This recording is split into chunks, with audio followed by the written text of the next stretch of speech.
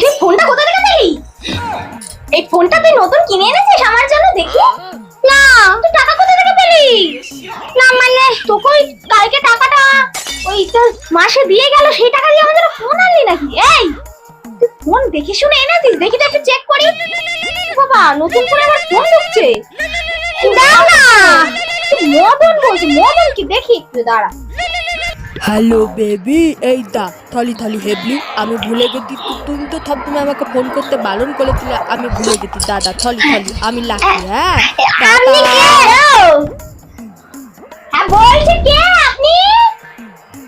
এই ভুলে যাওয়াতে তুমি কতবারও করেছো, সেটা আজকে আমি ওকে বুঝিয়ে দেবো হেবলিকে, বুঝেছো?